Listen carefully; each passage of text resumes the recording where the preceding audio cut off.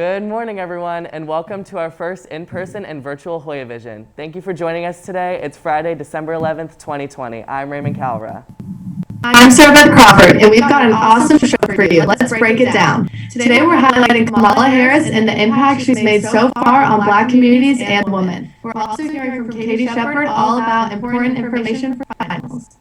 After we hear from the sports desk and getting all the fall sports recaps, we're hearing from you about all your favorite Christmas traditions with your families and highlighting Beta Club's food drive for Muss Ministries. So let's get started with Kamala Harris. Kamala Devi Harris, born October 20th, 1964 in Oakland, California, to parents Shamala Goplan and Donald J. Harris. Harris made a name early for herself, graduating from Howard University and then returning to the University of California, earning a Juris Doctorate degree. Harris became an American politician, attorney, and even a junior U.S. Senator from California, although her most promising moment would come on November 7, 2020, after leaving the presidential campaign and being sworn in alongside President-elect Joe Biden as the first woman and woman of color to serve as a vice president. Kamala broke not only one, but two historical barriers, and I am here to show what impact has she made on both communities. It's just great to see more equal representation in higher offices, because that's something that we haven't been exposed to. At least I haven't seen a lot of in my lifetime. Representation, it's amazing, and I did cry when I was listening to her speech, because she's right. There are thousands, even millions of little girls who were watching her that night and said, there you go, that could be me. My emotions were overwhelming because it is such an exciting feeling knowing that a woman of color, so not only is she a woman, but she is an African-American woman, is going to be in the White House and is going to be representing us. I just had a great sense of hope. I was like, I could do anything I put my mind to. And that was really what drove me to get into the profession that I'm in right now, which is government, and also to use some of my time to get involved in my community on an activism level. As a woman of color, and a product of a historically Black college, Spelman College, woohoo! I was just overjoyed. My emotions and my feelings were across the spectrum.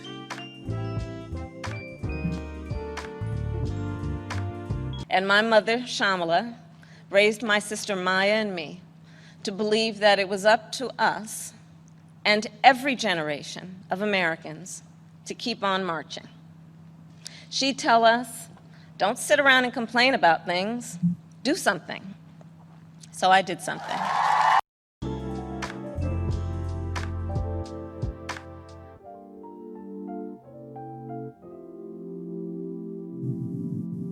Go, Sarah. Finals are next week. I'm kind of nervous, Raymond. What about you? I think I can make it out just fine. Let's hope so, anyway. Thursday the 17th and Friday the 18th are our final days. There is a very important piece of information you need to know about finals, so Katie Shepard, take it away. Attention Hoyas! This is a reminder. All students will be taking their final exams virtually. Exams will begin on Thursday, December 17th and end on Friday, December 18th. We cannot give exams early, so plan accordingly.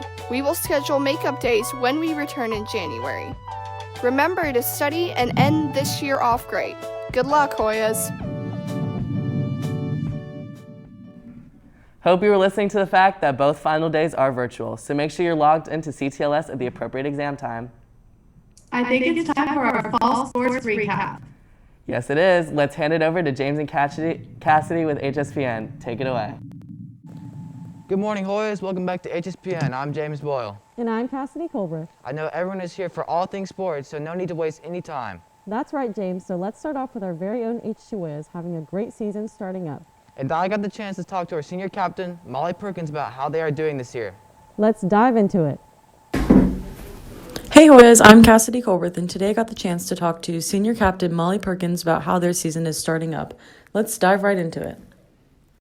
That's right, and we're also going to talk to her about how COVID has affected their young season so far and the outlook going forward. Hi, I'm Molly Perkins. I'm one of the captains of the Harrison swim team this year, and some of my responsibilities include making sure people know where the meets are, what their events are, what their races are. Anything that the coaches want to know, it's my job to make sure that my group gets them, and same for all the other captains. This season I've done really well, and so has the rest of the team. Everyone's been doing really great. Some of the challenges that the virus has created have been you have to cheer for people with a mask on, which is sometimes hard because they can't hear you. And some of the meets have been like just boys in the morning and girls at night, or vice versa. And it's kind of unfair because you want to be with like all of your teammates cheering for each other. But everyone's really like done it really well to make the most of it. So. And through just one meet, several Hoyas have already qualified for state, and we should see several more qualify throughout the season. Good luck, Hoyas, in your next meet. I'm James Boyle, and this has been The Swim on Hv-Hspn. Glad to see Molly's having a good season so far. Of course, and their next meet is on December 18th, so make sure to wish our swimmers luck. Now on to the next, the Harrison football team. Paige got the chance to talk to Coach Dickman about how the season went this year. Let's send it on over to her. I feel overall you guys did. Really proud of our team because we knew, first of all, we were going to struggle based on the amount of players we lost. For some people, that wouldn't be so bad, but we lost a lot of players. We only returned, I think, 4 on offense and 3 on defense. So, having a new quarterback, a new tailback, new offensive line, except for 2 guys. So we figured it was going to be a bit of a struggle going into 7A. And also, every team we were going to play was in the playoffs except for 1 last year. And 1 was a state champion, 1 was a state runner-up. So we knew the schedule was going to be the toughest schedule we've ever had since I've been here in 8 years. And the beginning of the season was pretty tough. It wasn't the best as we could be, as we thought it would be. We came out with a slow start, very slow start. We ended up losing to Allentown in the first game, which we thought we had. But we ended up developing throughout the season. We ended up being really better than what we were in the beginning of the season, as you could tell. And, the finish against Grayson, it wasn't the best. We could have done way better if offense, stood up and got a drive because, it is what it is, though. But how cool. Glad we got the inside scoop with the coach himself. Me too. Now let's keep it rolling with the men's basketball team. Tori and Noah covered how Corona has affected their season so far. Let's see what they have to say. Let's roll it. Hey Hoya sports fans, I'm Tori Arillo, and today I'm here with varsity basketball player Nick Wadley, and he's going to give us all the information on how the basketball season is going. Let's get to it. What is different this year because of COVID regulations? We can't really do tip-offs. We can't do tip-offs during the games, and our benches have to be separated at least 6 feet apart. And we couldn't do some workouts, and we had to wait till October to do preseason conditioning. So, how has the team prepared different for the start of this season? Just by in October we did preseason conditioning, so we just did a lot of hard work during that time. And there's 3 weeks before tryouts, and we've just been trying our best to get the team together and ready for the season. What did the team learn from already playing their first few games this season? That we need to have more confidence on offense and play better on defense, be more cohesive and talk more, and not let how we do on offense affect how we play on defense, and be a better team. How do you think the team will do throughout the season? I think that we're off to a strong start, and if we keep playing like we know how to and keep working together, then we'll have a very successful season. Thank you, Nick. Good luck to boys tonight at home at 6 p.m. Back to you, Desk. Make sure to support our Hoyas on their next game tonight at home. Hey Cassidy, did you hear about the Hoya cross country banquet? I did actually, and I heard our very own senior, Hoya Sully Shelton, got his jersey retired. After a phenomenal career at Harrison, with several records and several state championships, Sully is the first ever Hoya cross country runner to have his jersey retired.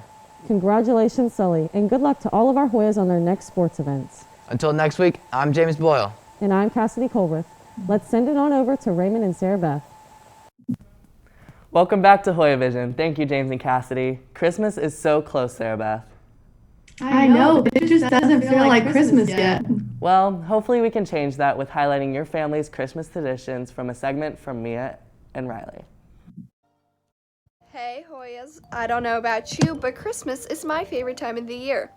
Riley Curtis had a chance to talk to a couple of students about some of their favorite Christmas traditions and activities. What are some Christmas traditions that you typically do with your family every year?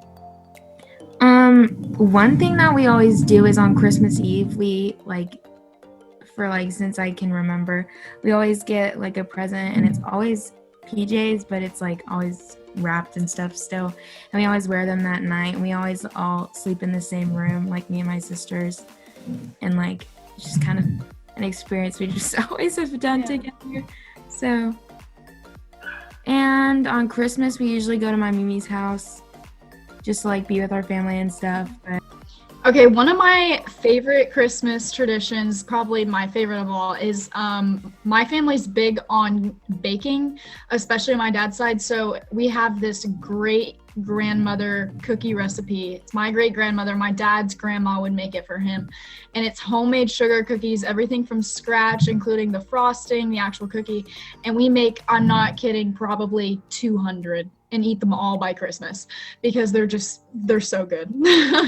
My mom always makes this, like, it sounds weird, but it's like potato casserole for like breakfast. So it has like hash browns in it and cheese, and she calls them au gratin potatoes. On Christmas Day, do you tend to like stay in or go do some fun activities? we stay in. Most of the time, my family will stay in because it's Christmas and we want to spend family day together. But every year we still go to my grandmother's for dinner. And she lives really close. So we'll just go over there and meet my cousins, my aunt and uncle, and have dinner. Yeah. Whether or not you already have Christmas traditions, it's never too late to start new ones. Now that I'm feeling some type of Christmas, Raymond, have you heard of the food drive happening? Yeah, the Beta Club has organized a food drive, and we're highlighting that with Melody and Mia. Take it away, you guys. Hey Beta Club members, make sure to donate your food cans to receive a point for every 3 cans donated.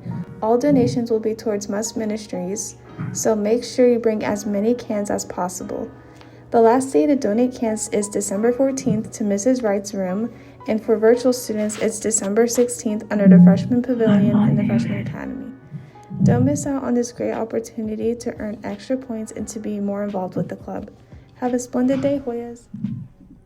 Are you interested in joining the football team? Are you looking for someone that'll make you want to cry at practice? I'm not sure anyone's looking for that, but please give a warm welcome to the new football coach.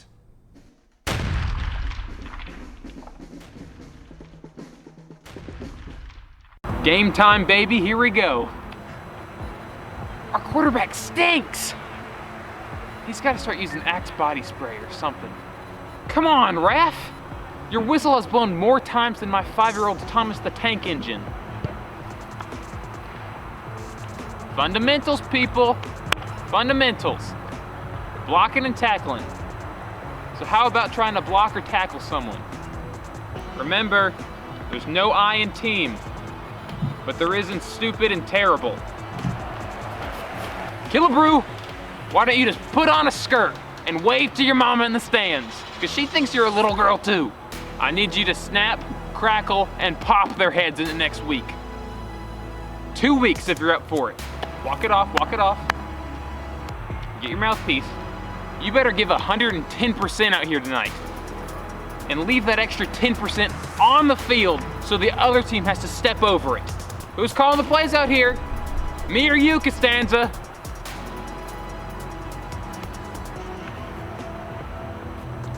It's very simple. You have to run the ball, you have to pass the ball, you have to kick the ball. Come on, guys, it's not rocket surgery. Go, Scott. That is terrifying. Definitely going to be some people reconsidering. I think that's everything for today's show. I think you're right. Make sure you follow our Instagram at Hoya.broadcasting. And subscribe to our YouTube channel, Hv-Hspn TV. Have a great weekend. I'm Sarah Crawford. And I'm Raymond Cowra, and we'll see you next time right here on Hoya Vision. Bye. Bye, Hoya.